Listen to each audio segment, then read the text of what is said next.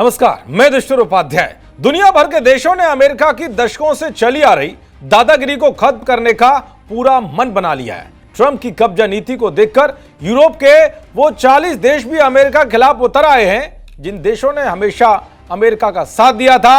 अब ये यूरोपीय देश न सिर्फ अमेरिका से किनारा कर रहे हैं, बल्कि ट्रंप के लिए अपशब्दों तक का प्रयोग कर सीधे चुनौती दे रहे हैं। तो वही अमेरिका से रिश्ते तोड़कर अब यूरोप के कई देश रूस को लेकर अपनी रणनीति में बदलाव करते हुए दिखाई दे रहे हैं, जिससे लग रहा है कि आने वाले दिनों में रूस, भारत और चीन के साथ मिलकर ये देश कोई ऐसा गठबंधन बनाने का प्लान बना रहे हैं जो कि अमेरिका पर भारी पड़ेगा। और अमेरिका जिस डॉलर के दम पर दुनिया भर में अपनी दादागिरी दिखाता है, अब उसी डॉलर की मनमानी खत्म करने की कोशिशें शुरू हो गई हैं। और इसकी धमाकेदार शुरुआत रूस और भारत ने की है। जिस तरह से रूस से तेल खरीद को लेकर अमेरिका ने टैरिफ लगाया, उसका बदला लेने के लिए पुतिन ने बहुत बड़ा धमाका किया है।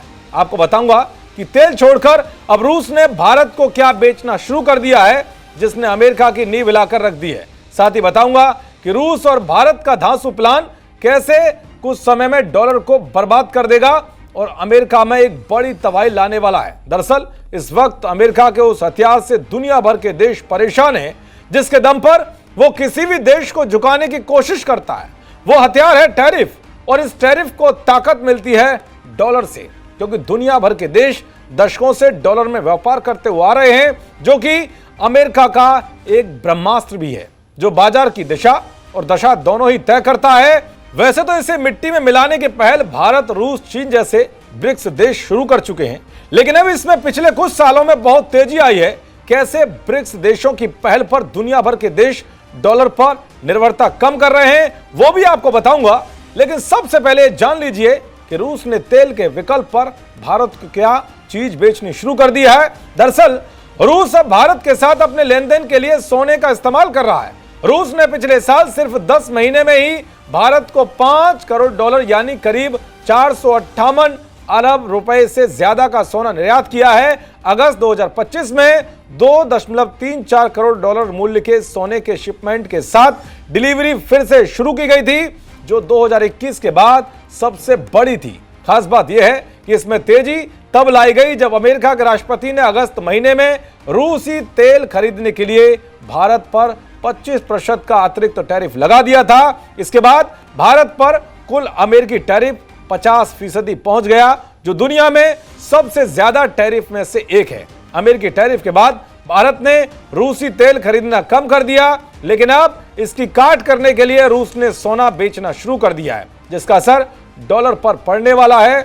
जब निवेशक सोने में खरीदारी बढ़ाते हैं तो डॉलर की मांग में कमी आती है, जिससे डॉलर कमजोर हो जाता है।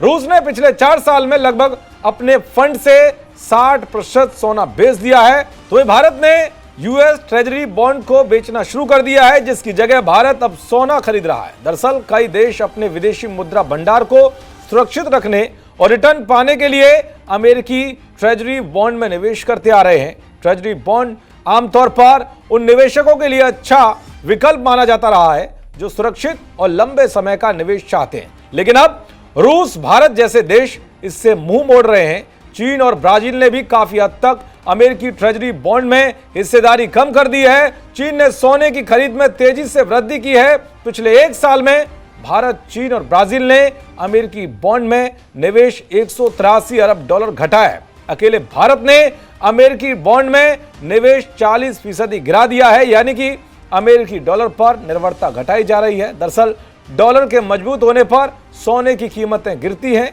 क्योंकि वैश्विक बाजार में सोना डॉलर में ही आंका जाता है। लेकिन जब निवेशक सोने में ही खरीदारी करेंगे तो डॉलर की डिमांड कम हो जाएगी और ये कमजोर हो जाएगा, यानी कि डॉलर का खात्मा जल्द होने वाला है। भले ही डॉलर इस वक्त आसमान छू रहा हो, लेकिन इसको औकात में लाने के लिए जिस तरह का दुनिया भर से साथ मिल रहा है, वो सपना एक दिन पूरा होगा जब डॉलर को कोई भी नहीं पूछेगा, क्योंकि आसमान में उड़ने वाली चीज हमेशा आसमान में ही नहीं रहती, एक दिन वो भी जमीन पर आती है। बस उसके लिए वक्त का इंतजार होता है। देखते रहिए जी न्यूज़। नमस्कार।